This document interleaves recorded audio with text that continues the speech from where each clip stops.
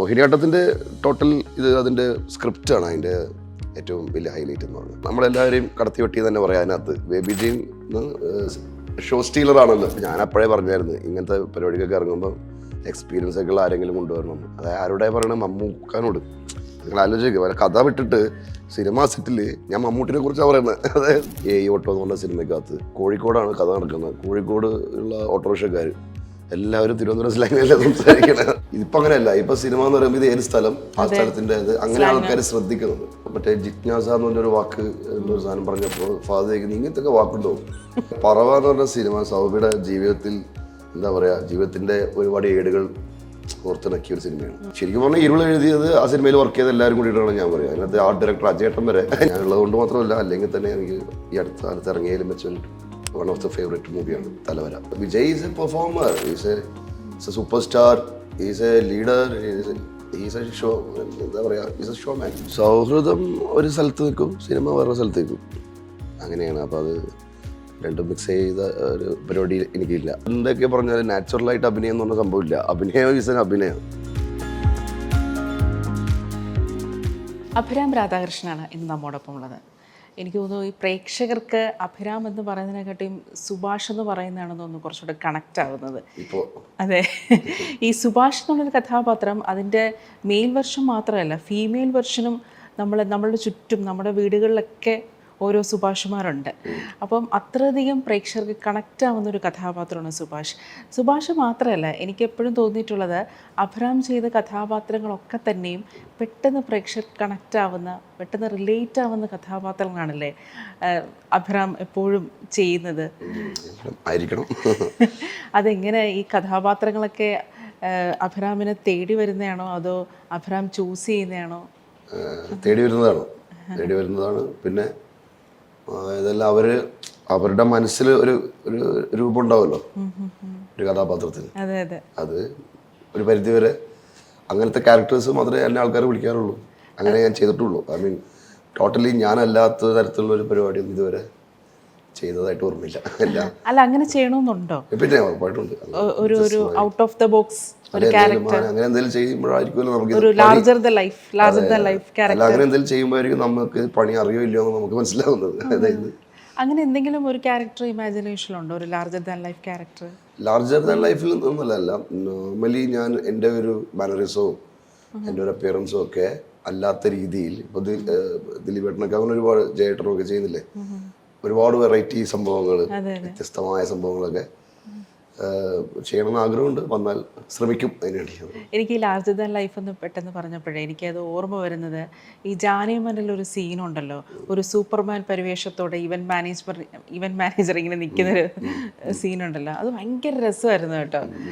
ഒരു എന്താ എനിക്ക് തോന്നിയെന്ന് വെച്ചാൽ നമ്മൾ ഈ ഒരു സ്ഥലത്ത് മരണം നടക്കുന്നു, വേറൊരു സ്ഥലത്ത് പ്രസവം നടക്കുന്നു, ഇതിൻ്റെ ഇടയിൽ അങ്ങോട്ടും ഇങ്ങോട്ടും നടക്കുന്ന ഈവന്റ് മാനേജർ ഒരു സൂപ്പർമാൻ പരിവേഷത്തോടെ നിൽക്കുന്നു. അത് അവരുടെ ഒരു ചിദംബരത്തിൻ്റെയും ഗണപതിയുടെയും ഒരു രചനയിൽ പിറന്ന ഒരു സംഭവമാണത്. അപ്പോൾ അത് ആ സൂപ്പർമാൻ്റെ ആ ഒരു സീക്വൻസ് തന്നെ ഇനീഷ്യലി ഞാൻ പറഞ്ഞതൊന്നും വർക്കാവില്ലായിരുന്നു. അങ്ങനെ എനിക്കത് പക്ഷേ പിന്നെ എന്നെ സൂപ്പർമാനാക്കിയ നാട്ടുകാർക്ക് ഇപ്പം എന്താ അങ്ങനെ. പക്ഷെ അവരത് നിർബന്ധിച്ച് ആ സീക്വൻസ് അതിനകത്തെല്ലാം അതുപോലെ തന്നെ എല്ലാ സീക്വൻസുകളും അവർ മുൻകൂട്ടി എഴുതി തയ്യാറാക്കിയ സംഭവമാണ്. അത് നമ്മളതുപോലെ എക്സിക്യൂട്ട് ചെയ്തേ ഉള്ളൂ. വേറെ അതെന്താ അങ്ങനെ തോന്നാൻ കാര്യം? സൂപ്പർമാൻ അത് വർക്കാവില്ല എന്ന് തോന്നാൻ മടിയായിട്ട് ഒരു ഷോട്ട് ഒഴിവായ അത്രയും നല്ലതല്ലേ അങ്ങനെ തോന്നിയതാണല്ലേ? അങ്ങനെ വെച്ചാൽ ഞാൻ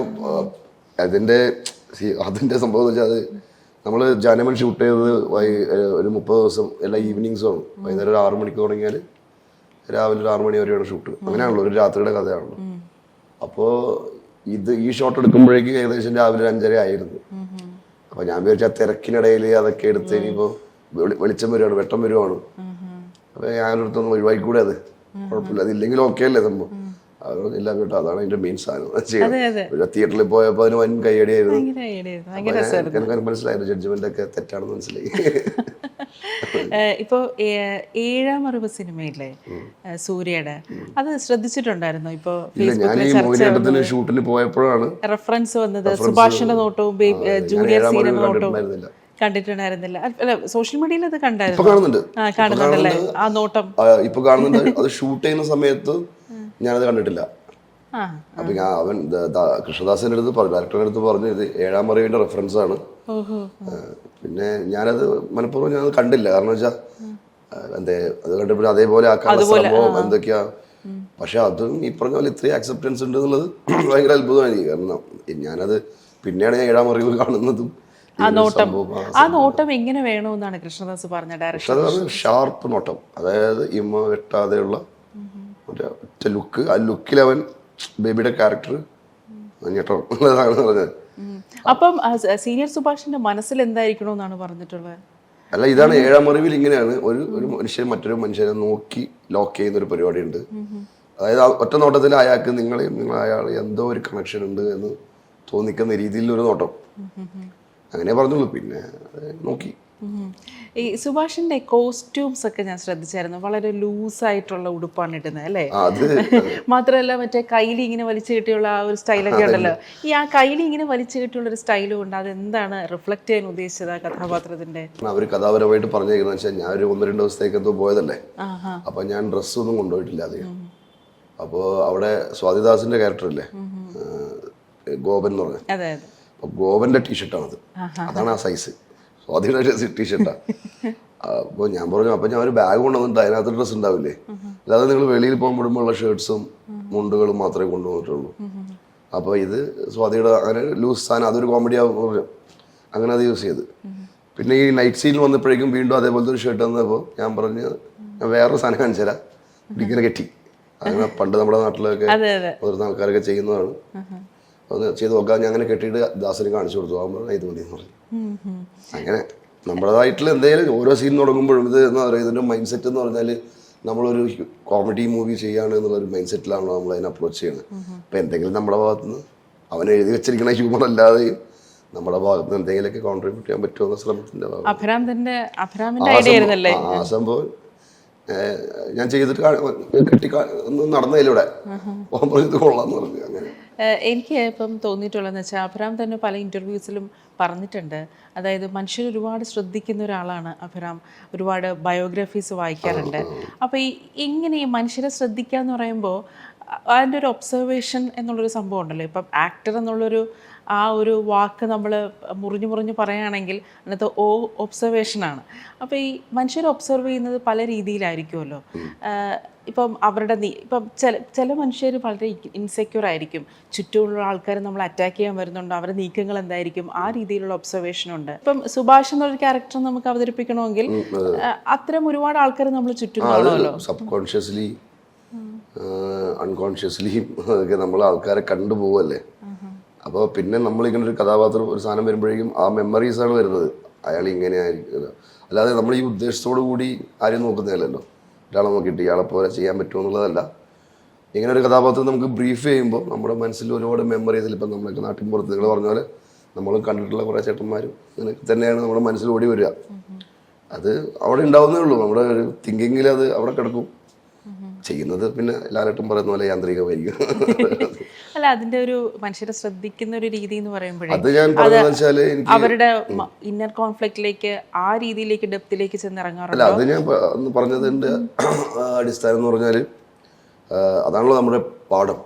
നമ്മൾ ജീവിക്കുമ്പോൾ എങ്ങനെ ജീവിക്കണം എങ്ങനെ ജീവിക്കരുത് എന്നുള്ളതിന്റെ ഒരു അസസ്മെന്റിലേക്ക് ഞാൻ എത്തുന്നത് മറ്റുള്ളവരുടെ ജീവിതത്തിൽ നിന്നാണെന്നാണ് ഞാൻ ഉദ്ദേശിച്ചത്. അല്ലാതെ ഒരു മനുഷ്യനെ ഒബ്സർവ് ചെയ്തുകൊണ്ടിരിക്കുന്ന ഒരാളല്ല ഞാൻ. അങ്ങനെ ആർക്കും അങ്ങനെ പറ്റില്ലല്ലോ. നിങ്ങൾക്ക് ഒരുപാട് ജോലികൾ ചെയ്യേണ്ടി വരും. അതിനിടയിൽ മനുഷ്യൻ വന്നു പോകും, അത് നിങ്ങൾ കണ്ടുപോകും, അത് നിങ്ങളുടെ മെമ്മറിയിൽ കിടക്കുമായിരിക്കും, കിടക്കില്ലായിരിക്കും, അങ്ങനെയായിരിക്കും. പക്ഷെ എൻ്റെ ഉദ്ദേശം മറ്റേതാണ്. അതായത് ഞാൻ ആൾക്കാരിൽ നിന്നും നല്ലതും ചീത്തയും മനസ്സിലാക്കാനുള്ള ശ്രമമാണ് ഇത് നടത്തുന്നത്. ഞാൻ പിന്നെ ആർട്ട് ഹിസ്റ്ററിയാണ് പഠിച്ചത്. അപ്പോൾ അതുകൊണ്ട് തന്നെ ഒരുപാട് ആർട്ടിസ്റ്റുകളുടെ ലൈഫ് ഇതൊക്കെ നമ്മൾ അങ്ങനെ ഒരു പ്രാക്ടീസ് ഉണ്ടല്ലോ. നമ്മൾ ആർട്ടിസ്റ്റുകൾ അവരുടെ പേഴ്സണൽ ലൈഫ്, അവരുടെ വർക്ക്സ്, അതൊക്കെ അതിലൂടെ കടന്നു പോവുക, അവരെക്കുറിച്ച് അറിയാൻ ശ്രമിക്കുക. നമ്മുടെ ബാസ്കറ്റ് എന്ന് പറഞ്ഞ ആർട്ടിസ്റ്റ് ഉണ്ട്, ആൻഡി വാർഹോൾ ഉണ്ട്, സഹോദർ ഡാലി, ഇവരുടെയൊക്കെ സിനിമകളും ബയോപിക്കും ഒക്കെ ഉണ്ടല്ലോ. അതൊക്കെ എനിക്ക് ഭയങ്കര ഇഷ്ടമാണ്. കാരണം വെച്ചാൽ നമ്മൾ ഒരു മനുഷ്യൻ്റെ എൻ്റെ ഏറ്റവും ഫേവറേറ്റ് ജോണറാണ് ബയോപിക്സ് എന്ന് പറയുന്നത്. അപ്പോൾ നമ്മൾ റിച്ചാർഡ് ആറ്റൻബറോയുടെ ഗാന്ധിയാണ് ഓൾ ടൈം ഫേവറേറ്റ്. ഇപ്പോൾ സിനിമകൾ, ഇപ്പം ആർട്ട് ഹിസ്റ്ററിയാണ് പഠിച്ചത് ഗുജറാത്തിൽ നിന്ന്. അപ്പോൾ ഈ സിനിമകൾ ഒരുപാട് നമ്മൾ സാധാരണ സിനിമ കാണുന്ന പോലെയല്ല. ഇപ്പോൾ ഇൻ്റർനാഷണൽ ഫിലിം മേക്കേഴ്സിൻ്റെ സിനിമകൾ ഒരുപാട് കണ്ടിട്ടുണ്ട്. മജീദി അല്ലേ, കുറുസോവ, അവരുടെയൊക്കെ സിനിമകൾ നിരന്തരം കാണുന്ന ഒരാളും കൂടെയാണ്. അപ്പോൾ നമ്മൾ ഈ സിനിമകൾ കാണുമ്പോൾ, പ്രത്യേകിച്ച് ഇവരുടെയൊക്കെ സിനിമകൾ കാണുമ്പോൾ നമുക്ക് എപ്പോഴും നമ്മളുടെ എൻ്റയർ സിനിമാ കരിയറിൽ ചേർത്ത് പിടിക്കാവുന്ന എന്തെങ്കിലും ഒരു പർട്ടിക്കുലർ സീൻ, ഒരു പർട്ടിക്കുലർ ഡയലോഗ്, ഇവരുടെയൊക്കെ ഏതെങ്കിലും ഒരു സിനിമയിൽ അങ്ങനെ ഓർത്തെടുക്കാവുന്ന, എപ്പോഴും മെമ്മറിയിൽ ഇങ്ങനെ തങ്ങി നിൽക്കാവുന്ന അങ്ങനെ എന്തെങ്കിലും ഉണ്ടോ? ഒരുപാടുണ്ട്. ലൈഫ് ഈസ് ബ്യൂട്ടിഫുൾ എന്ന് പറയുന്ന മൂവിയിൽ നാസി ക്യാമ്പിൽ ഇവരെ കൊണ്ടുപോകണല്ലോ. അപ്പോൾ ഈ റോബർട്ടോ ബെഞ്ചിയുടെ ക്യാരക്ടറും മകനുണ്ട്. അപ്പം മകനോട് അച്ഛൻ പറഞ്ഞിരിക്കുന്നത് ഇതൊരു സെറ്റപ്പാണ്, ഷൂട്ടിംഗ് ആണ്, അങ്ങനത്തെ ഒരു ഇതാണ്, അതായത് എല്ലാം ഒരു ആക്ടിങ് സെറ്റപ്പാണ് എന്നുള്ള രീതിയിലാണ് പറഞ്ഞു കൊടുത്തിരിക്കുന്നത്. അപ്പോൾ അവസാനം ഇയാളെ കൊല്ലാനാണ് കൊണ്ടുപോകുന്നത് ചേംബറിലോട്ട്.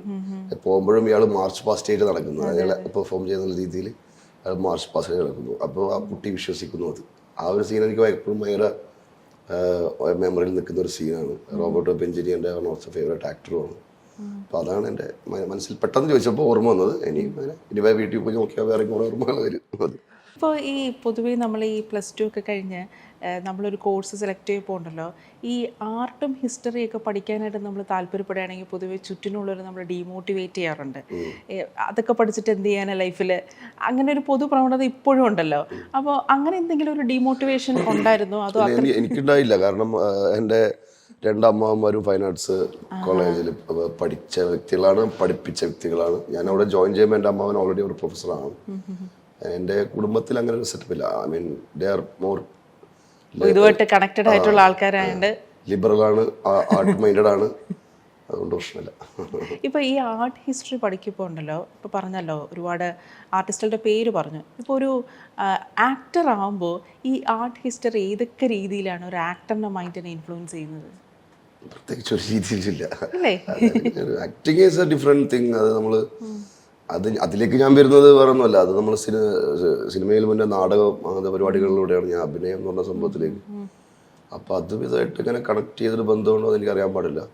പക്ഷേ if you are given to perform an artist, അപ്പോൾ ആ ആർട്ടിസ്റ്റിൻ്റെ അല്ലെങ്കിൽ ഒരു പെയിൻറ്ററിന് അങ്ങനെയൊക്കെ ഒരു ക്യാരക്ടർ കിട്ടുകയാണ്. അപ്പോൾ may be you can pickup reference from നിങ്ങളുടെ മെമ്മറിയിലുള്ള ഏതെങ്കിലും ആർട്ടിസ്റ്റിൻ്റെ പരിപാടിയിലേക്കോ അവരുടെ ഒരു മാനസികത്തിലേക്കൊക്കെ പോവാം എന്നല്ലാതെ പ്രത്യേകിച്ച് അതിനൊരു കണക്ഷൻ ഉണ്ടോ എന്ന് എനിക്കറിയാൻ പാടില്ല. പക്ഷേ ആർട്ട് ആസ് എ ഹോൾ ആണോ നമ്മൾ ഫൈൻ ആർട്സ് കോളേജിലാണെങ്കിൽ ഇപ്പോൾ പെയിൻറ്റിങ്, സ്കൾപ്ചർ, അപ്ലൈഡ് ആർട്സ് അല്ലെങ്കിൽ ആർട്ട് ഹിസ്റ്ററി എന്ന് പറയുന്നതെല്ലാം. സോ അതിൻ്റെ പുറത്തോട്ട് ആ ക്യാമ്പസിനകത്ത് ഇറ്റ്സ് എൻ ആർട്ട് ആംബിയൻസ് ടോട്ടാലിറ്റിയിൽ.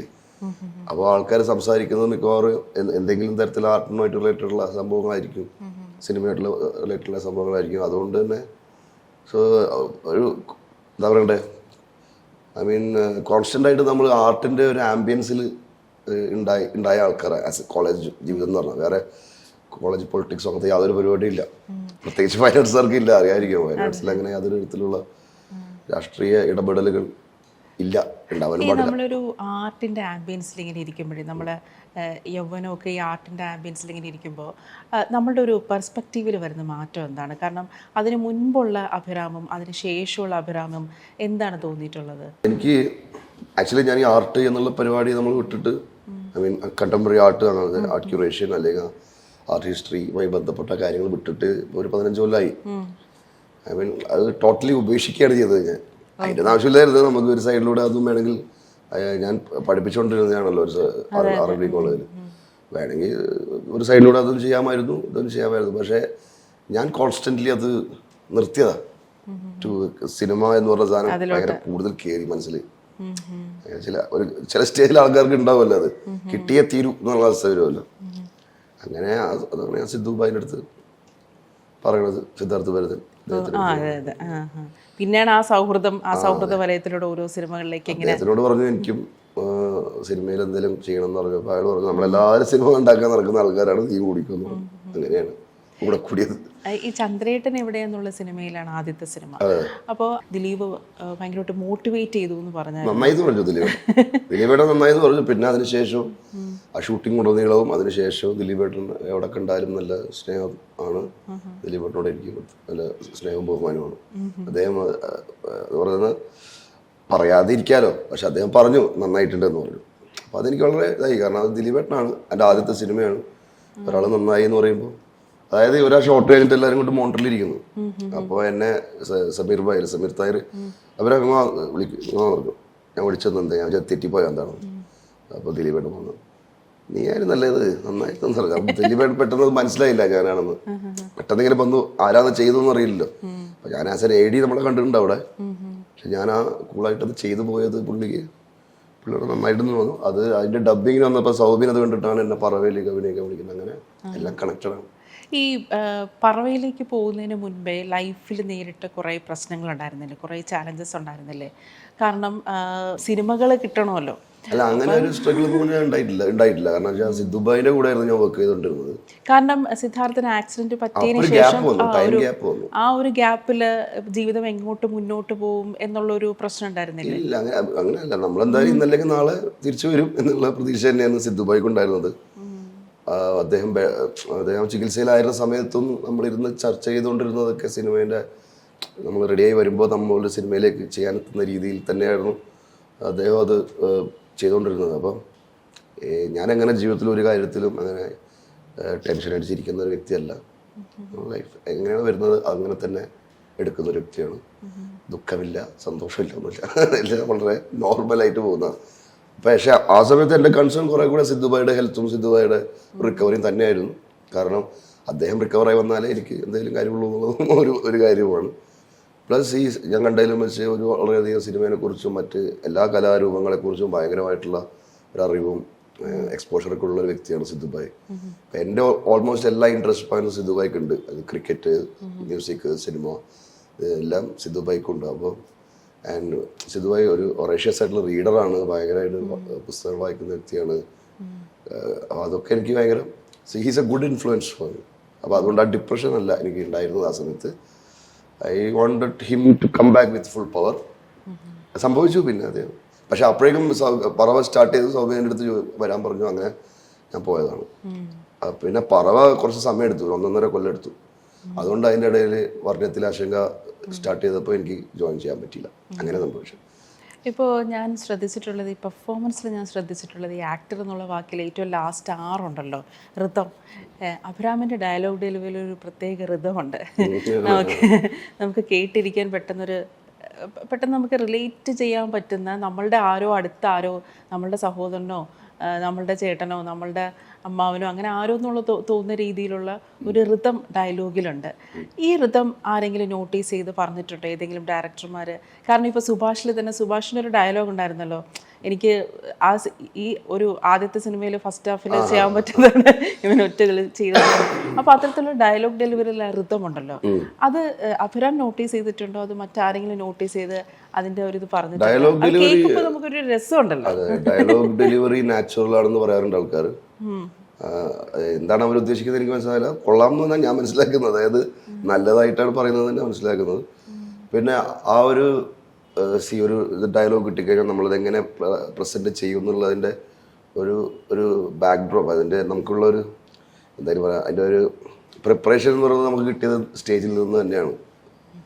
നാടകത്തിൽ അങ്ങനെയാണല്ലോ, നമ്മളത് പറഞ്ഞ് ഒരു മീറ്റർ അങ്ങ് സെറ്റാക്കി വെക്കുമല്ലോ ഒരു നിരന്തരമായ റിഹേഴ്സലിലൂടെ. അപ്പോൾ അതൊരു പ്രാക്ടീസാണ്. ആ പ്രാക്ടീസ്, ആ ശീലമായിരിക്കണം ചിലപ്പോൾ നമുക്ക് ഹെൽപ്പ് ചെയ്യുന്നത് ഇപ്പോൾ സിനിമയിലാണെങ്കിലും ഡയലോഗിൻ്റെ കാര്യത്തിൽ. കാരണം ഞാൻ മമ്മൂക്കാൻ്റെ കൂടെയൊക്കെ വർക്ക് ചെയ്യുന്ന സമയത്ത് ഞാനത് ഏറ്റവും കൂടുതൽ ശ്രദ്ധിച്ചിട്ടുണ്ട് മമ്മൂക്കാൻ്റെ കേസിൽ. കാരണം വാക്കുകളിലെ സ്ട്രെസ് പോയിന്റ്സും പോസസും അതാണ് ഇതിനെ കൺവേ ചെയ്യിക്കുന്നത്, നമ്മൾ എന്താണോ പറയണതെന്നുള്ളത്. അപ്പോൾ അതാ അങ്ങനത്തെ ഒരു, ഞാൻ പറയണത് അങ്ങനെ ആരും പറഞ്ഞിട്ടില്ല, നാച്ചുറലായിട്ട് ഫീൽ ചെയ്തിട്ടുണ്ടെന്ന് പറഞ്ഞിട്ടുണ്ട്.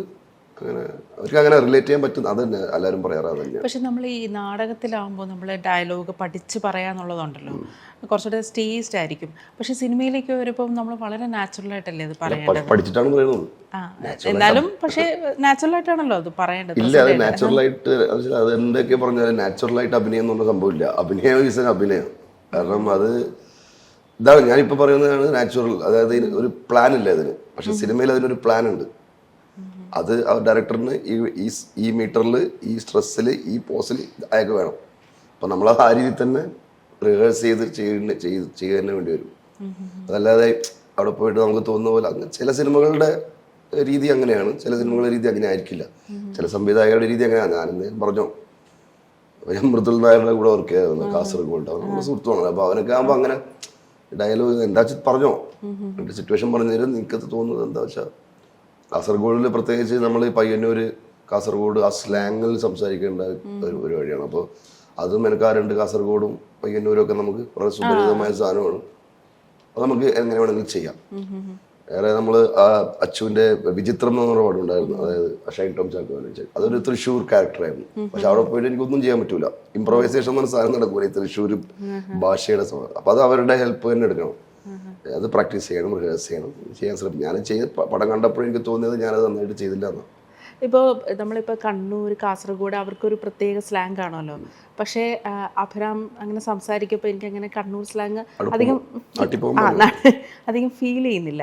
അപ്പോൾ നമ്മളിപ്പോൾ ഒരു ആക്ടർ ആകുമ്പോൾ അത് എങ്ങനെയാണ്? കാരണം ആ ഒരു സ്ലാങ്ങിലേക്ക് നമുക്ക് മാറാനായിട്ട് പല സ്ലാങ്ങുകൾ നമുക്ക് പിടിക്കണമല്ലോ. ഞാനത് ഇപ്പോൾ ഈ കഴിഞ്ഞ ദിവസം അതിനെക്കുറിച്ച് വളരെ ആലോചിച്ചു. ആരെങ്കിലും ചോദിച്ചാൽ ഉത്തരം പറയണമെന്ന് വിചാരിച്ചിരുന്നത്. അതായത് ഇപ്പോൾ ഈ ഇലക്ഷനുമായി ബന്ധപ്പെട്ട് നമ്മൾ നാട്ടിൽ നിൽക്കുന്നത് ഒരു മാസത്തോളം അവിടെ തന്നെ ആയിരുന്നു. അപ്പോൾ അതിങ്ങനെ പറഞ്ഞ് അത് കഴിഞ്ഞിട്ട് ഞാൻ ഷൂട്ടിന് പോയപ്പോൾ ഏതൊരു ഡയലോഗിൽ ഈ സ്ലാങ് കയറി വന്നു. കണ്ണൂർ സ്ലാങ് അതങ്ങനെ വരാറില്ല സാധാരണ, പക്ഷെ നമ്മൾ കൂടുതൽ നേരം അത് ചെയ്യുന്ന സമയത്ത് ഇത് കയറി വരുന്നു. അപ്പോൾ അത് സിംഗ് സൗണ്ടുമാണ്. അപ്പോൾ ആ ടേക്ക് വീണ്ടും പോകണം, അവസാനം മനസ്സിലായില്ലേ. അപ്പം ഞാൻ ആലോചിച്ചു, അത് നല്ലൊരു പ്രവണതയല്ല നമ്മൾ ഏതെങ്കിലും ഒരു സ്ലാങ്ങിൽ അങ്ങനെ ലോക്ക്ഡ് ആവുന്നത്, പ്രത്യേകിച്ച് ആക്ടർ ആകുമ്പോൾ. ബിക്കോസ് അത് it's not a good thing for you. അപ്പോൾ മാക്സിമം ന്യൂട്രൽ ആയിട്ടുള്ള ഒരു ലാംഗ്വേജ് പിടിക്കുക, മറ്റെല്ലാ ലാംഗ്വേജുകളും പിക്ക് ചെയ്യാനുള്ള ഒരു കഴിവ് ഡെവലപ്പ് ചെയ്തെടുക്കുക. അതാണ് എനിക്ക് തോന്നുന്നത് മലയാള സിനിമയെ സംബന്ധിച്ചിടത്തോളം ആക്ടേഴ്സിൻ്റെ കാര്യത്തിൽ വേണ്ടിയിരുന്നത്. പിന്നെ പണ്ട് കാലത്തൊക്കെ നിങ്ങൾ കണ്ടിട്ടുണ്ടാവും, ഇപ്പോൾ ഈ ഓട്ടോ എന്ന് പറഞ്ഞ സിനിമയ്ക്കകത്ത് കോഴിക്കോടാണ് കഥ നടക്കുന്നത്. കോഴിക്കോട് ഉള്ള ഓട്ടോറിക്ഷക്കാർ എല്ലാവരും തിരുവനന്തപുരം സ്ലാങ്ങിലല്ലേ സംസാരിക്കണത്. നാട്ടുകാർക്ക് അതൊരു ബുദ്ധിമുട്ടായിരുന്നില്ല ആ സമയത്ത്. ഇപ്പോൾ പപ്പുചേട്ടനാണെങ്കിലും മാളച്ചേട്ടൻ അല്ലെങ്കിൽ മാമക്കോയ ഇവരുടെയൊക്കെ സിനിമകൾ നിങ്ങൾ ശ്രദ്ധിച്ചിട്ടുണ്ടെങ്കിൽ അവർ ഏത് നാട്ടിൽ പോയിട്ട് അവരുടെ സ്ലാങ് സംസാരിച്ചാലും നാട്ടുകാർക്ക് ഒരു പ്രശ്നമില്ലായിരുന്നു. ഇതിപ്പോ അങ്ങനെയല്ല. ഇപ്പൊ സിനിമ എന്ന് പറയുമ്പോൾ ഇത് ഏത് സ്ഥലം, ആ സ്ഥലത്തിന്റെ അങ്ങനെ ആൾക്കാർ ശ്രദ്ധിക്കുന്നുണ്ട്. Very tricky. അതെന്തുകൊണ്ടായിരിക്കും പ്രേക്ഷകർക്ക് അങ്ങനെ ഒരു ചിന്ത? പ്രേക്ഷകർ ഇപ്പൊ അങ്ങനെയായി മാറി. കാരണം ഇപ്പൊ കുറെ കൂടെ ഒരു റിയലിസ്റ്റിക് ആണ്, അവർക്ക് എല്ലാ സ്ഥലങ്ങളും അറിയാം, സാഹചര്യങ്ങൾ അറിയാം. അപ്പൊ ഈ സ്ഥലത്ത് ഇങ്ങനെയൊന്നും സംഭവിക്കില്ല എന്നുള്ളത് അവർക്ക് അറിയാം. മറ്റ് നമുക്ക് ഒരു സെറ്റ് ഓഫ് ആക്ടേഴ്സും ഒരു സിനിമ തിയേറ്ററിൽ അവർ അത്രേ കാണുന്നുള്ളൂ. അതിനകത്ത് വേറെ ഇതിന്റെ ലോജിക്കൽ സൈഡിലോട്ട് അവർ പോകുന്നില്ല. അവരുടെ പ്രിയപ്പെട്ട താരങ്ങൾ അവിടെ കിടന്ന് പെർഫോം ചെയ്യുന്നു. And people like it, people love it so much. അതിൻ്റെ ഇപ്പം അങ്ങനെ അത് കുറച്ച് കുറഞ്ഞിട്ടുണ്ട് ആൾക്കാർക്ക്. ആ ഒരു എന്ത് കാണിച്ചാലും ഇപ്പോൾ സൂപ്പർ സ്റ്റാറുകളുടെ സിനിമ വരെ ആൾക്കാർ അക്സെപ്റ്റ് ചെയ്യാതിരിക്കുന്നുണ്ടല്ലോ. അങ്ങനെ എന്ത് കാണിച്ചാലും അവരൊക്കെ ഏറ്റെടുക്കൂല. അവരതിനെ കുറെ കൂടെ ഒക്കെ ക്രിട്ടിക്കലായിട്ട് തന്നെയാണ് ഓഡിയൻസ് ഇപ്പോൾ കാണുന്നത്. അതാണ് എനിക്ക് അങ്ങനെ തോന്നുന്നത്. ഇപ്പോൾ ഉണ്ടയിൽ മമ്മൂട്ടിയോടൊപ്പം ഞാൻ കേട്ടത് പാനിക് അറ്റാക്ക് ഒക്കെ വന്നു എന്നാണ് ഞാൻ കേട്ടത്. അതിനൊരു വാക്ക് പറഞ്ഞത് അത് മാറിപ്പോയതാണ്. ബേസിക്കലി ഒരു വിറയലുണ്ടായി, ഒരു പേടി. അതന്നെ panic attack is different thing അല്ലേ. അപ്പോൾ അത് പറഞ്ഞപ്പോൾ ആൾക്കാർ ഏറ്റെടുത്തതാ. ഇപ്പോൾ ഉണ്ടയിലെ ക്യാരക്ടർ, അഭിരാമിൻ്റെ ക്യാരക്ടർ, എനിക്ക് തോന്നുന്നു അഭിരാമിൻ്റെ മിക്ക സിനിമകളിലും നമ്മൾ പറയുമല്ലോ ഒരു ചൊറിയൻ ഒരു സ്വഭാവം ഉണ്ടെന്ന് പറയുമല്ലോ. അപ്പോൾ ഉണ്ടയിൽ അതുപോലത്തെ ഒരു ചൊറിയൻ ഒരു സ്വഭാവമുള്ള ഒരു ക്യാരക്ടർ. മമ്മൂക്കയുടെ ക്യാരക്ടർ ആണെങ്കിൽ ആ ക്യാരക്ടർ പല ഫ്ലോസും ഉണ്ട് ആ ക്യാരക്ടറിന്. കാരണം പല നിർണായക സന്ദർഭങ്ങളിലും അയാളുടെ ഒപ്പം നിൽക്കുന്നവരെ ശരിയായ രീതിയിൽ ലീഡ് ചെയ്യാൻ പറ്റാത്ത രീതിയിൽ അദ്ദേഹം അശക്തനാവുന്നുണ്ട്. അപ്പം ഇത്തരത്തിലുള്ള ഈ ക്യാരക്ടേഴ്സിൻ്റെ ഇന്നർ കോൺഫ്ലിക്റ്റ് ഉണ്ടല്ലോ. അപ്പോൾ ഈ മമ്മൂക്കയുടെ ഉണ്ടയിലെ ക്യാരക്ടറിന് അദ്ദേഹം നേരിടുന്ന ഇന്നർ കോൺഫ്ലിക്റ്റിനെ കുറിച്ച് എന്താണ് അഭിരാം ചെയ്ത ക്യാരക്ടറിൻ്റെ ഒരു POVയിലേക്ക് നോക്കുമ്പോൾ തോന്നിയിട്ടുള്ളത്? ക്യാരക്ടറിൻ്റെ POVയിൽ മണിസാർ എന്ന് പറഞ്ഞാൽ ബേസിക്കലി ഒരു പോലീസുകാരനാവേണ്ട ആളല്ല. അപ്പോൾ അയാളുടെ ഒരു സ്വഭാവം ഒരു പോലീസുകാരന് ചേർന്നൊരു സ്വഭാവമല്ല എന്നൊക്കെയുള്ളതായിരുന്നു നമ്മുടെ ഉണ്ണി എന്ന് പറഞ്ഞ ആ ക്യാരക്ടറിൻ്റെ ഒരു POV. എന്നിട്ട് അതാണ് ആ സീനാണ് ഫസ്റ്റ് എനിക്ക് മമ്മൂക്കായിട്ടുള്ള കോമ്പിനേഷനിൽ. ഈ രാത്രിയിലത്തെ ആ ഷൂട്ട് ഔട്ട് കഴിഞ്ഞു, സിനിമ ഓർമ്മയുണ്ടെങ്കിൽ രാത്രി ഒരു വെടിവെപ്പ് ഉണ്ടാവും. ആ വെടിവെപ്പിനിടയിൽ മമ്മൂക്ക ഈ കാൺ ഡു എനിത്തിങ്, മമ്മൂക്കൊക്കെ ചെറിയൊരു ഹാർട്ട് അറ്റാക്ക് പോലെ വന്ന് മമ്മൂക്കയുടെ സൈഡിലിരിക്കുന്നു. അപ്പോൾ അടുത്ത ദിവസം എല്ലാവരും നിൽക്കുമ്പോൾ ഞാൻ ഇങ്ങനെ മമ്മൂക്കാനെ കുറ്റം പറഞ്ഞുകൊണ്ടുള്ള ഡയലോഗാണ്. അതായത് ഞാൻ പറഞ്ഞ വെച്ചാൽ ഞാൻ അപ്പോഴേ പറഞ്ഞായിരുന്നു ഇങ്ങനത്തെ പരിപാടിക്കൊക്കെ ഇറങ്ങുമ്പോൾ എക്സ്പീരിയൻസ് ഒക്കെ ഉള്ള ആരെങ്കിലും കൊണ്ടുവരണം. അതായത് ആരുടെ പറയണത് മമ്മൂക്കാനോട്. നിങ്ങൾ ആലോചിക്കുക കഥ വിട്ടിട്ട് സിനിമാ സെറ്റില് ഞാൻ മമ്മൂട്ടിനെ കുറിച്ചാണ് പറയുന്നത്. അതായത് എക്സ്പീരിയൻസുകൾ ആരെങ്കിലും കൊണ്ടുവരണം എന്ന് പറയുന്നത്. അപ്പോൾ അതുകൊണ്ടാണ് അത് പറയാം, അദ്ദേഹത്തിന്റെ കണ്ണിൽ നോക്കി പറയാനുള്ള ഒരു സംഭവം. അതാ ഞാൻ പറഞ്ഞത് ആ സിറ്റുവേഷനിൽ എനിക്ക് ചെറിയൊരു പേടി വന്നു. പക്ഷെ മമ്മൂക്ക കൂളാക്കി. മമ്മൂക്ക വന്നിട്ട് പറഞ്ഞു കുഴപ്പമില്ല നമ്മൾ അങ്ങനെ പറയുന്നത് ശരിയല്ല പറയാം എന്താ പറഞ്ഞു എന്നുള്ളത്. അങ്ങനെ പറഞ്ഞായിരുന്നു പുള്ളിയുടെ ഹ്യൂമറസ് ആണല്ലോ പുള്ളിയുടെ പരിപാടികളൊക്കെ. കുറച്ച് ഈസ് എ ഫണ്ണി മാൻ. അപ്പം പുള്ളി തന്നെ ഇനീഷ്യേറ്റീവ് എടുത്തിട്ടാണ് നമ്മളെല്ലാവരെയും, എന്നെ മാത്രമല്ല എല്ലാവരും, നമ്മൾ 9 പേരെയും ഒരു ഐസ് ബ്രേക്ക് ചെയ്ത് കംഫർട്ടബിൾ ആക്കി. പുള്ളി നമ്മുടെ കൂടെ ഇരുന്ന് ചീട്ടടിച്ച് ഫുഡൊക്കെ കഴിച്ച് അങ്ങനെ ഇറ്റ് വാസ് ഫൺ. ഞാൻ അങ്ങനെയല്ല വിചാരിച്ച് പേടിച്ചാണ് പോയത്. എന്തെങ്കിലും മമ്മൂട്ടിന്ന് നമ്മൾ കേട്ടിരിക്കുന്നത് ഭയങ്കര ദേഷ്യക്കാരനാണ് അങ്ങനെയാണല്ലോ. ഒരു പ്രശ്നവുമില്ല.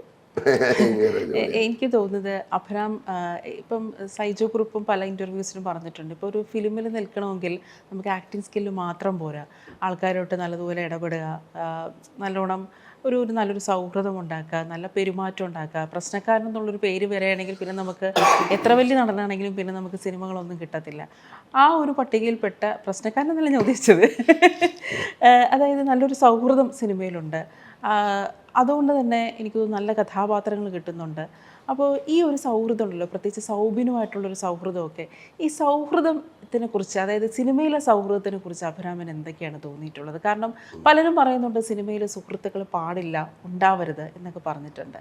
പക്ഷേ അഭിരാമന് നല്ല സുഹൃത്തുക്കളുണ്ട് സിനിമയിൽ.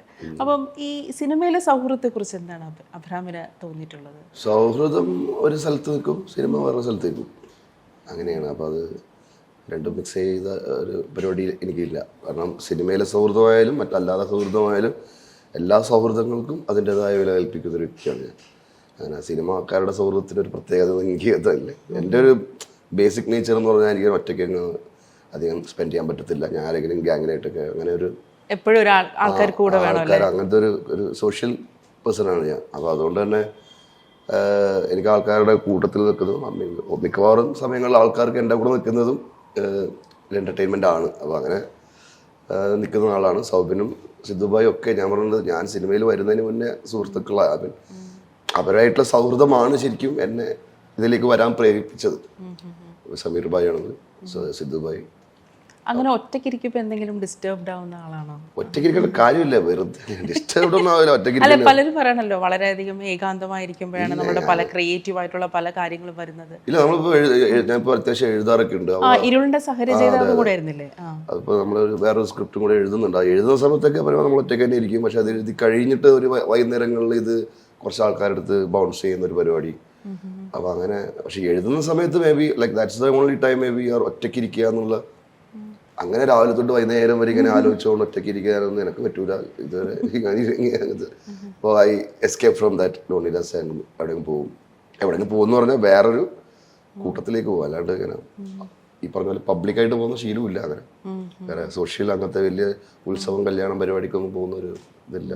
അങ്ങനെയുള്ള പരിപാടിക്കൊന്നും അങ്ങനെ പോകാറില്ല. ഇല്ല, അങ്ങനത്തെ നമ്മുടെ ആൾക്കാരുടെ അങ്ങനെ പോവാത്ത അധികം എനിക്കത് പണ്ടേ അധികം ക്രൗഡൊന്നും അങ്ങനെ വലിയ ഇങ്ങനെ എന്താ പറയാ ദേഷ്യം വരും. തിരക്ക് ബഹളമൊക്കെ ആയിരിക്കും അധികം. അതായത് കംഫർട്ടബിൾ ആയിട്ടുള്ള ഒരു ഗ്രൂപ്പിന്റെ കൂടെയാണ്.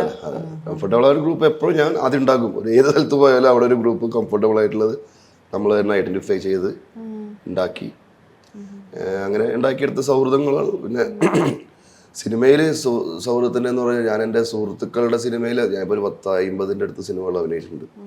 അതിനകത്ത് 4-5 സിനിമകൾ മാത്രമാണ് എൻ്റെ സുഹൃത്തുക്കളുടെ കൂടെ ചെയ്തത്. ഇപ്പോൾ റഹ്മാൻ്റെ കൂടെ ചെയ്തത് റഹ്മാൻ ഓൾറെഡി സുഹൃത്താണ്. പക്ഷെ ഞാൻ സുഡാനി ചെയ്യുന്ന സക്കറിയ എടുത്ത് പോകുമ്പോൾ സക്കറിയനെ ഞാൻ അവിടെ വെച്ചാണ് പരിചയപ്പെടുന്നത്. ദാസനൊക്കെ ഞാൻ അവിടെ വെച്ചിട്ട്. അപ്പോൾ അങ്ങനെ എൻ്റെ സുഹൃത്തുക്കളുടെ സിനിമയിൽ ഞാൻ വളരെ കുറച്ചേ അഭിനയിച്ചിട്ടുള്ളൂ. അല്ല, ഈ സുഹൃത്തുക്കളുടെ സിനിമയിൽ നല്ല വേഷങ്ങൾ കിട്ടിയിട്ടുണ്ട്. അപ്പം അവരുടെ ഒരു ഗൈഡൻസിൽ നിൽക്കുന്നതുകൊണ്ട് പെർഫോമൻസ് കുറച്ചുകൂടെ മെച്ചപ്പെടാൻ, കാരണം ആ ഒരു കംഫർട്ട് സോൺ നിൽക്കുന്നതുകൊണ്ട് പെർഫോമൻസ് കൂടുതൽ മെച്ചപ്പെടാൻ അങ്ങനെ ഹെൽപ്പ് ചെയ്തിട്ടുണ്ടോ? പെർഫോമൻസിൻ്റെ കേസ് എന്താ വെച്ചാൽ എപ്പോഴും നമ്മളൊരു കോമ്പറ്റീറ്റീവ് മൈൻഡിലാണ് അതിനെ കാണുന്നത്. അപ്പോൾ ഞാൻ അങ്ങനെ നമ്മൾ മറ്റാൾക്കാരുടെ അടിപൊളിയായിട്ട് ചെയ്യണം എന്നുള്ളൊരു ആഗ്രഹം എപ്പോഴും ഏതൊരു ആക്ടറിനും ഉണ്ടാവുമല്ലോ. അപ്പം നമ്മുടെ സുഹൃത്തുക്കളാണെങ്കിൽ അവർ നമ്മളെടുത്ത് വളരെ അവർക്ക് വേറെ മാസ്കിൻ്റെ ആവശ്യമില്ല. They can tell it very clearly. കാരണം നമ്മൾ അങ്ങനെ ഡെയിലി ഇരിക്കുന്ന ആൾക്കാരല്ലേ. മച്ചാനെ അത് ശരിയായില്ല, അതിങ്ങനെയല്ല കേട്ടോ മച്ചാനെ, അത് ഭയങ്കര ബോറായിരുന്നു കേട്ടോ എന്ന് പറഞ്ഞാൽ അവരായതുകൊണ്ടാവും. മറ്റാൾക്കാർ ചിലപ്പോൾ അത് പറയില്ല, മനസ്സിലുണ്ടാവുമെങ്കിലും ചിലപ്പോൾ അവർ പറയില്ല. അപ്പോൾ അതാണ് സൗഹൃദങ്ങളിൽ ഇപ്പോൾ സുഹൃത്തുക്കളുടെ കൂടെ പെർഫോം ചെയ്യുമ്പോഴുള്ള നമ്മുടെ ഒരു ഗുണം എന്ന് പറഞ്ഞാൽ നമുക്ക് അച്ഛനെ ഓക്കെ ആയിരുന്നോ, ഈ പറഞ്ഞോ, അപ്പം പറയും അത് കുറച്ചും കൂടെ ശരിയാക്കാനുണ്ട് പറയാം. ഞാനങ്ങനെ ശരിക്കും അനുഭവിച്ചത് ഈ നമ്മുടെ ഈ പടം തലവര എന്ന് പറഞ്ഞ പടം, അഖിലിന്റെ പടം. അതിനകത്ത് ഡയറക്ടർ അഖിൽ അവൻ എന്നെ കൊണ്ട് ഒരുപാട് ചെയ്യിപ്പിച്ചു. അതായത് ഞാൻ ഒരു പ്രാവശ്യം ചെയ്യുന്നു, പക്ഷെ അവൻ വീണ്ടും നവ്യായിട്ടാക്കാൻ പറ്റത് കുറച്ചും കൂടെ. അങ്ങനെ വേറെ ആരും എന്നെ ഒരു തന്നിട്ടില്ല. പക്ഷെ ഇവൻ എനിക്ക് അങ്ങനെ കുറേ എന്നെ ചെയ്യിപ്പിക്കുകയും അതിൻ്റെ ബെസ്റ്റ് അവൻ എക്സ്ട്രാക്ട് ചെയ്യുകയും ചെയ്തിട്ടുണ്ട്. എനിക്ക് തലവര ഞാനുള്ളത് കൊണ്ട് മാത്രമല്ല, അല്ലെങ്കിൽ തന്നെ എനിക്ക് ഈ അടുത്ത കാലത്ത് ഇറങ്ങിയതിലും വെച്ച് വൺ ഓഫ് ദ ഫേവറേറ്റ് മൂവിയാണ് തലവര. ഇപ്പോൾ ഇരുൾ റിലീസായ സമയത്ത് അത് ഭയങ്കര പ്രതീക്ഷയുള്ളൊരു സിനിമയായിരുന്നു പ്രേക്ഷകർക്ക്. ഇപ്പോൾ ഇരുളിൻ്റെ സഹരചയിതാവും കൂടിയാണ്. കാരണം അതിൻ്റെ ഒരു കാസ്റ്റ് തന്നെ കൊറോണ സമയത്തായിരുന്നു ആ പടം നെറ്റ്ഫ്ലിക്സിൽ വന്നത്. ഫഹദ് ഫാസിൽ, ദർശന, സൗബിൻ. പക്ഷെ ആ സിനിമയ്ക്ക് പ്രതീക്ഷിച്ച ഒരു ഔട്ട്കം ആയിരുന്നു കിട്ടിയത്. ഇപ്പോൾ അതിൻ്റെ ഒരു രചയിതാവ് എന്നുള്ള നിലയിൽ ആ സിനിമയ്ക്ക് സംഭവിച്ചത് എന്താണെന്നാണ് അഭിരാമിന് തോന്നുന്നത്? ഞാൻ എൻ്റെ രചയിതാവ് എന്നുള്ളതല്ല, ഞാൻ അത് ആക്ച്വലി ഒരു ഹിന്ദി സ്ക്രിപ്റ്റാണ്. ഹിന്ദിയിലായിരുന്നു അത് ഉണ്ടായിരുന്നത്. നസീഫ് അതിൻ്റെ ഡയറക്ടർ, പിന്നെ ബോംബെയിലുള്ള ഒരു ഫ്രണ്ടും കൂടെ എഴുതിയ ഒരു ഹിന്ദി സ്ക്രിപ്റ്റാണ്. ഒരു ഹിന്ദി സിനിമ ചെയ്യുമെന്ന് പറഞ്ഞിട്ട് അവർ ആലോചിച്ചുകൊണ്ടുള്ള സ്ക്രിപ്റ്റാണ്. ഇവിടെ നാട്ടിൽ വന്ന് ജോമോൻ ടി ജോണിന് പറഞ്ഞപ്പോൾ അത് മലയാളത്തിൽ ചെയ്യാൻ പറ്റുന്ന സാധനമാണ്, ട്രാൻസ്ലേറ്റ് ചെയ്യാൻ. അങ്ങനെ ട്രാൻസ്ലേറ്റ് ചെയ്യാൻ വേണ്ടിയിട്ടാണ് എന്നെ വിളിക്കുന്നത്.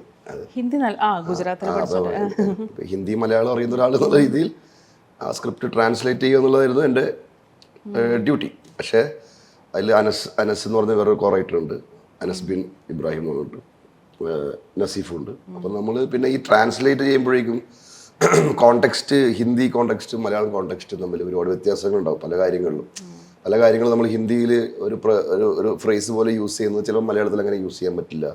അപ്പോൾ അങ്ങനെ കുറേ ചേഞ്ചുകളും പരിപാടികളും ഒക്കെ വരുത്തി എന്നുള്ള രീതിയിലാണ് എനിക്ക് അവർ റൈറ്റിംഗ് ക്രെഡിറ്റും കൂടെ തന്നത്. അതല്ലാതെ അതിൻ്റെ ഒരു പക്ഷേ എല്ലാവരും ടീം വർക്ക് തന്നെയാണ്.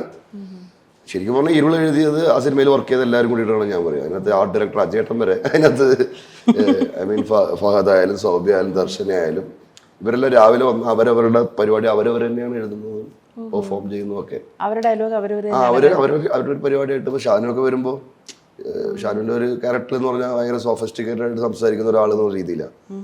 അപ്പോൾ ഞാൻ എന്നിട്ട് മറ്റേ ജിജ്ഞാസ എന്ന് പറഞ്ഞൊരു വാക്ക് എന്നൊരു സാധനം പറഞ്ഞപ്പോൾ ഫാദർ ചോദിക്കുന്നത് ഇങ്ങനത്തെ വാക്കുണ്ടോ? ഞാൻ അങ്ങനത്തെ വാക്കുണ്ട്. അപ്പോൾ അതൊന്നും അയാൾ ഇതിൽ കേട്ടിട്ട് പോലില്ല എന്ന് പറഞ്ഞതാണ്. ഇന്നലെ ഉണ്ട്. അപ്പോൾ ഷാനുവിന് പറ്റുന്ന രീതിയിലുള്ള ഒരു പരിപാടി ഷാനു തന്നെ സെറ്റാക്കി.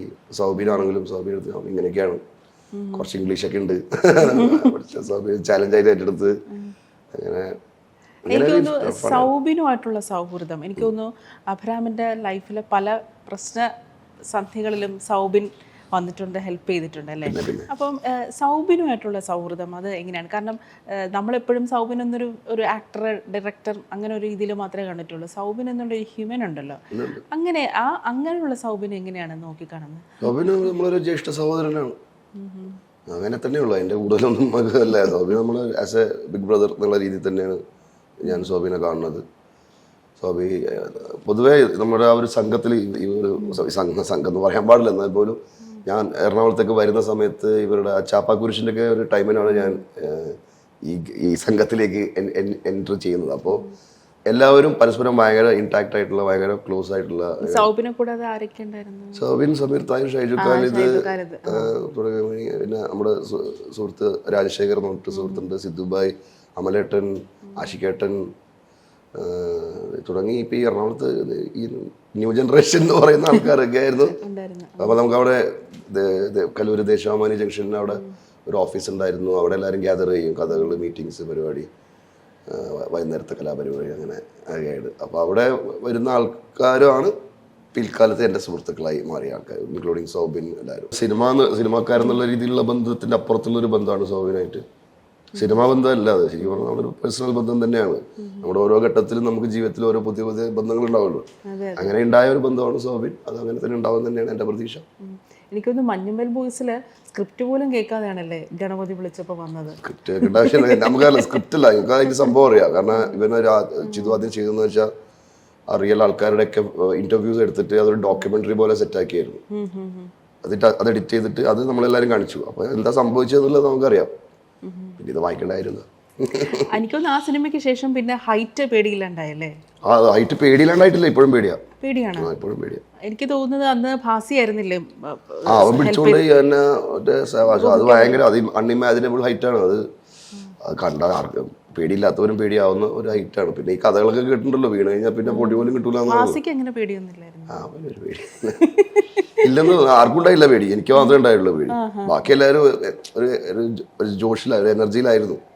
എല്ലാവരും ഇറങ്ങി പോകുമ്പോഴേ ബാലുവൊക്കെ ഓടിച്ചാടിയിട്ടൊക്കെയാ പോകുന്നത്. മനസ്സിലെ ഞാനാണെങ്കിൽ ഇങ്ങനെ പിടിച്ച് എനിക്ക് കാല് വിറച്ചിട്ടേ, തണുപ്പല്ല, എനിക്കിങ്ങനെ ഈ ഹൈറ്റിൽ നിൽക്കുമ്പോഴേ ഇങ്ങനെ കാല് വിറയ്ക്കും ഇങ്ങനെ. അങ്ങനത്തെ ഒരു പ്രശ്നമാണ്. എന്നെ എന്തോ പേരുണ്ടല്ലോ, എന്തോ ഒരു ഫോബിയ. ഇപ്പോഴും അത് മാറുമോ? അങ്ങനെ മാറാൻ സാധ്യതയില്ല. നേരത്തെ പറഞ്ഞായിരുന്നല്ലോ ഈ ഇരുളിന്റെ സ്ക്രിപ്റ്റില് ഈ ദർശനയും ഭാഗത്തൊക്കെ അവരുടെ പോർഷൻസ് അവർ തന്നെയാണ് എഴുതി ഇംപ്രൊവൈസ് ചെയ്തതെന്ന്. ഇപ്പം അഭിരാമിന്റെ ഇപ്പോൾ ഒരുപാട് ചെറുതും വലുതുമായ ഒരുപാട് സിനിമകളിൽ ഒരുപാട് പ്രധാന താരങ്ങളോടൊപ്പം അഭിനയിച്ചിട്ടുണ്ട്. അഭിരാമിന് അങ്ങനെ ഒരു അവസരം വന്നിട്ടുണ്ടോ? ഇപ്പം സ്വന്തമായിട്ടുള്ള കഥാപാത്രം എഴുതി അല്ല, അങ്ങനെ പൂർണ്ണമായിട്ടും അല്ല, പക്ഷേ ചില സംഭവങ്ങളൊക്കെ നമ്മുടെ അതിപ്പോ ഇനി ഞാൻ ഇരുളുടെ കേസും പറഞ്ഞതെന്ന് വെച്ചാല് നമ്മളൊരു ഡ്രാഫ്റ്റ് ഉണ്ട് നമ്മുടെ കയ്യിൽ. അത് അവർക്ക് അവരുടെ രീതിയിലേക്ക്. അപ്പൊ ഞാൻ അവരുടെ അടുത്ത് ഇരുന്നിട്ട് ഞാൻ വായിച്ചു കൊടുക്കുമ്പോൾ അവരുടെ അടുത്ത് ഇങ്ങനെ പറഞ്ഞു നോക്കിയേ. അപ്പോൾ ഷാനു പറയും ഇങ്ങനെ പറയുമ്പോൾ ഒരു സുഖമില്ല, ഇങ്ങനെ പറഞ്ഞോട്ടെ, അങ്ങനെ പറഞ്ഞു.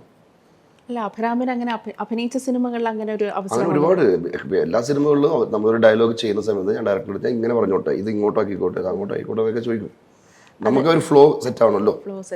അവരുടെ ഒരു സ്ട്രക്ചർ ഉണ്ടാവും. അപ്പോൾ അവർ എഴുതി വെച്ചേക്കുന്ന ഒരു സ്ട്രക്ചർ അത് ചിലപ്പോൾ നമുക്ക് ഫോളോ ചെയ്യാൻ പറ്റിയെന്ന് വരണമെന്നില്ല. അല്ലേ, അങ്ങനൊരു. അപ്പോൾ അത് നമ്മൾ നമ്മുടെ ഒരു ഫ്ലോയിലോട്ട് കൊണ്ടുവരാനുള്ള മീഡിയം. പക്ഷെ അതേസമയം അതിന്റെ മീനിങ്ങോ കണ്ടന്റോ ഒന്നും ചോരാത്ത രീതിയിലുള്ള പരിപാടികൾ അത് ചെയ്യാറുണ്ട്, മിക്കവാറും സിനിമകൾ സംഭവിക്കാറുണ്ട്. ഇപ്പോൾ സീനിയർ സുഭാഷും ജൂനിയർ സുഭാഷും രണ്ടുപേരുടെയും സ്വഭാവം ഏകദേശം ഒരുപോലെയാണല്ലോ. അപ്പോൾ ഒരു പക്ഷേ എനിക്കൊന്ന് സീനിയർ സുഭാഷിന് നന്മയുടെ ഒരു ഇതുണ്ട്, ഒരു മാസ്ക് ഉണ്ട്. നന്മയുടെ ഒരു മാസ്ക് ഉണ്ട്. അപ്പോൾ ഈ ബേബി ജെയിൻ ഈ സുഭാഷിന്റെ ക്യാരക്ടർ പഠിക്കാനായിട്ട് എങ്ങനെയായിരുന്നു അപ്രോച്ച് ചെയ്തിട്ടുണ്ടായിരുന്നു? എൻ്റെ ഒരു അഭിപ്രായം എന്ന് പറഞ്ഞാൽ ബേബി എന്നെക്കാളും ഗംഭീരമായിട്ട് പെർഫോം ചെയ്യുന്ന ഒരു ആക്ടറായിട്ടാണ് ഞാൻ അവനെ കണക്കാക്കുന്നത്. കാരണം എനിക്ക് ജിംഖാനയിൽ ഓക്കെ അവനാ ഒരു ഗ്രൂപ്പിൽ അവരുണ്ടെങ്കിലും ഇയാളുടെ പ്രസൻസ്, പക്ഷേ മോഹിനിയാട്ടത്തിലേക്ക് വരുമ്പോഴേക്കും ബേബിയുടെ ഒരു യഥാർത്ഥ അഭിനയത്തിൻ്റെ ഒരു സ്കില്ല് അത് ഞാൻ നേരിട്ട് കാണുക. നമ്മൾ സൈജോട്ടായിട്ട് നമ്മൾ ഡിസ്കസ് ചെയ്യായിരുന്നു ഒരു ദിവസം വൈകിട്ട് ഇരുന്നിട്ട്. അവൻ്റെ കണ്ണൊക്കെ അവൻ്റെ മുഖത്തുനിന്ന് വരുന്ന എക്സ്പ്രഷൻസ്, അപ്പം നമ്മൾ ഒരിക്കലും എക്സ്പെക്ട് ചെയ്യുന്നില്ല ബേബി അത്രയും ഒരു പെർഫെക്റ്റ് ആയിട്ടുള്ളൊരു പെർഫോമറാണ്.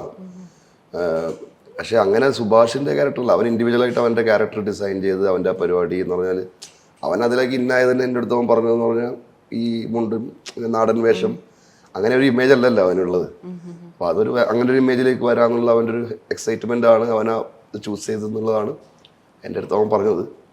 അപ്പോൾ അവൻ ശരിക്കും എന്താ പറയുക, നമ്മളെല്ലാവരെയും കടത്തി വെട്ടി തന്നെ പറയാം. അതിനകത്ത് ബേബി ജെയിൻ ഷോ സ്റ്റീലർ ആണല്ലോ. Is A really wonderful actor. ഭയങ്കര കംഫർട്ടബിൾ ആയിട്ടുള്ള ഒരു ഫ്രണ്ടാണ്. അവനാണ് ശരിക്കും പറഞ്ഞാൽ is A good human being, very kind, helping, അങ്ങനത്തെ ഒരു വ്യക്തിയാണ് ഈ ബേബി. കുറച്ച് 2-3 വർഷമായിട്ട് അറിയാവുന്ന ഒരു വ്യക്തി എന്നുള്ള രീതിയിൽ. പക്ഷെ ഇതൊരു സർപ്രൈസ് ആയിരുന്നു. അല്ല, അത് ഇവന്റെ കൃഷ്ണദാസിന്റെ ഒരു ഇതും കൂടെയാണ് അങ്ങനെ ഒരു കാസ്റ്റിങ്ങിലേക്ക് എത്തുന്നത്. ആ ഒരു സ്റ്റീരിയോ ടൈപ്പ് അല്ലാത്തൊരു കാസ്റ്റിങ്ങിലേക്ക് എത്തിയതും. പിന്നെ ഈ മോഹിനിയാട്ടത്തിന്റെ ടോട്ടൽ അതിന്റെ സ്ക്രിപ്റ്റാണ് അതിന്റെ ഏറ്റവും വലിയ ഹൈലൈറ്റ് എന്ന് പറയുന്നത്. അത് എഴുതി അവൻ കണക്ട് ചെയ്ത എല്ലാ ക്യാരക്ടേഴ്സും കാര്യങ്ങൾ കൊടുത്ത് അങ്ങനെ നോക്കുകയാണെങ്കിൽ മോഹിനിയാട്ടത്തിന്റെ ഭയങ്കര വലിയ ഡിഫറെന്റ് പരിപാടിയൊന്നുമല്ല. പക്ഷെ എന്നാൽ പോലും അതിനകത്തുള്ള കഥാപാത്രങ്ങളുടെ കണക്ഷൻസ്, അതിന്റെ ആർക്ക് കംപ്ലീഷൻ, ഹ്യൂമറിന്റെ സ്ഥലത്ത് ഹ്യൂമർ, ഇമോഷൻ വേണ്ടത് എല്ലാം മിക്സ് ആക്കിയിട്ട് ഒരു സിനിമയ്ക്ക് ആവശ്യമായ എല്ലാ പരിപാടികളും അതിനകത്ത് ഇവർ എഴുതി വെച്ചിട്ടുണ്ട് ദാസൻ. അതാണ് അതിൻ്റെ ഒരു വിജയം എന്നാണ് എൻ്റെ ഒരു നിഗമനം. ഇപ്പോൾ എഴുത്ത് പരിപാടി നടക്കുന്നുണ്ടെന്നാണ് ഞാൻ അറിഞ്ഞത്. സംവിധാനം ചെയ്യാൻ പരിപാടിയുണ്ട്. അതിൻ്റെ എഴുത്ത് പരിപാടിയൊക്കെ കഴിഞ്ഞോ? എഴുത്ത് നടന്നുകൊണ്ടിരിക്കുക. അതിങ്ങനെ എഴുത്ത് ഒരിക്കലും കഴിയില്ല. അത് നമ്മൾ ഷൂട്ട് ചെയ്യുന്ന സമയമൊക്കെ ഉണ്ടാവും തന്നെ. ഷൂട്ട് ചെയ്യുമ്പോഴും അതിങ്ങനെ നടന്നുകൊണ്ടിരിക്കും. പക്ഷെ അതിൻ്റെ ഒരു ഡ്രാഫ്റ്റുകളായിട്ടുണ്ട്, ഒരു പ്ലാൻ ആയിട്ടുണ്ട്, ആൾക്കാരടുത്ത് സംസാരിച്ചിട്ടുണ്ട്. കാസ്റ്റ് നായകൻ ആരാണെന്ന് സൗബിൻ അങ്ങനെ അല്ല, അത് എല്ലാം നേരത്തെ എനിക്ക് അറിയാം. അവരുടെ അങ്ങനെ ഡിക്ലെയർ ചെയ്തിട്ട് അതിൻ്റെ ഒരു ജോണർ, അതിൻ്റെ ഒരു പ്ലോട്ട് അങ്ങനെ എന്തെങ്കിലും റിവീൽ ചെയ്യാൻ ഒരു സാധാരണ ജോണർ ആയിരിക്കും. സാധാരണ ജോണർ അങ്ങനെ ഒരു ജോണർ ഡിഫൈൻ ചെയ്യുന്ന ഒരു ഇതറിയില്ല. പക്ഷെ ഫ്രണ്ട്ഷിപ്പും ഒക്കെ ആണ് അത് ഡീൽ ചെയ്യുന്ന ഒരു വിഷയം. അപ്പോൾ അങ്ങനെ ഫീൽ ഗുഡ് എന്ന് വേണമെങ്കിൽ പറയാം. Feel good. ഇപ്പോൾ ഷാറുഖ് ഖാന്റെയും വിജയുടെയും ഫാനാണെന്ന് ഞാൻ കേട്ടായിരുന്നു. പിന്നെ ഇപ്പോൾ വിജയ് തമിഴ്നാട് മുഖ്യമന്ത്രി ആയിരിക്കുന്നു. അപ്പോൾ നമുക്കിനിയിപ്പോൾ വിജയുടെ ജനനായകൻ മാത്രമാണ് ഇനി കാണാൻ പറ്റുന്ന ഒരു സിനിമ. അതിനുശേഷം നമുക്ക് വിജയ് പടങ്ങൾ ഇനി ഉണ്ടാവില്ല. അപ്പം വിജയ് ശരിക്കും നമ്മളൊക്കെ മിസ് ചെയ്യും. അപ്പോൾ മുഖ്യമന്ത്രിയായ ഒരു വിജയ്, ഒരു രാഷ്ട്രീയത്തിലിറങ്ങിയ ഒരു വിജയ് എങ്ങനെയാണെന്നോ അഭിരാം നോക്കിക്കാണുന്നത്? എങ്ങനെയാ നോക്കിക്കാണാന്ന് വെച്ചാൽ തമിഴ്നാടിന്റെ ഒരു രാഷ്ട്രീയ സാഹചര്യം, കാലാകാലമായി അവിടെ ഭരിച്ചുകൊണ്ടിരുന്ന മറ്റു പാർട്ടികളെ എല്ലാവരെയും മാറ്റി നിർത്തിക്കൊണ്ട് തമിഴ്നാട്ടിലെ ജനത ഇദ്ദേഹത്തിന് ഒരു ഭൂരിപക്ഷം കൊടുത്തിരിക്കുകയാണ്.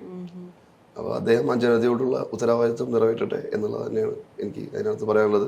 പിന്നെ വിജയുടെ സിനിമകൾ, പഴയ സിനിമകൾ വീണ്ടും കാണുന്നതിൽ എനിക്ക് ബുദ്ധിമുട്ടൊന്നുമില്ല. അല്ല, വിജയുടെ ഏറ്റവും ഇഷ്ടപ്പെട്ട സിനിമ ഏതാണ്? എനിക്ക് ഏറ്റവും ഇഷ്ടപ്പെട്ട സിനിമ മാസ്റ്ററാണ്. മാസ്റ്ററാണ്.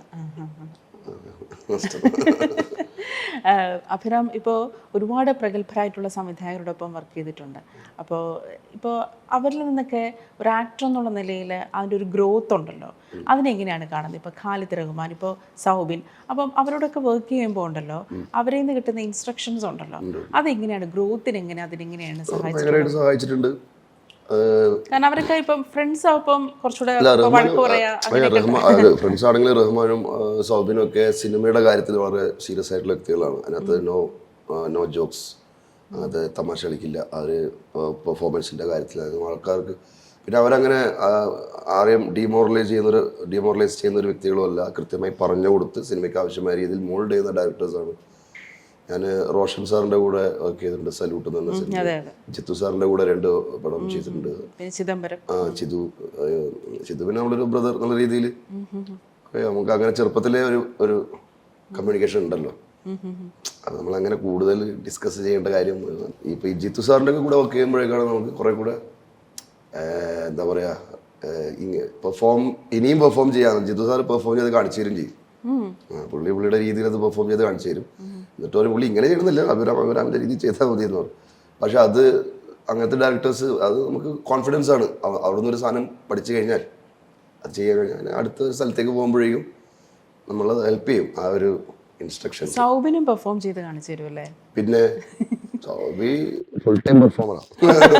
അല്ല, സൗബിൻ പെർഫോം ചെയ്ത് കാണിക്കുമ്പോൾ ഇപ്പോൾ നമുക്കിപ്പം അതുപോലെ തന്നെ പെർഫോം ചെയ്തില്ലെങ്കിൽ പ്രശ്നമോ അങ്ങനെ എന്തെങ്കിലും ഒരു പേടി അങ്ങനെയൊന്നും ഇല്ലല്ലേ? അങ്ങനെയൊന്നും സൗബിനില്ല. പക്ഷെ സൗബിൻ പറവ ചെയ്യുന്ന സമയത്ത് സിദ്ദിഖ സൗബിൻ്റെ അടുത്ത് പറയും, സൗബിന് സീൻ വായിക്കാൻ വേണ്ടിയിട്ട് പോകുമല്ലോ. അപ്പോൾ സിദ്ദിഖ സൗബിൻ്റെ അടുത്ത് പറയണം, നീ അതൊന്നും ചെയ്ത് കാണിച്ചേ.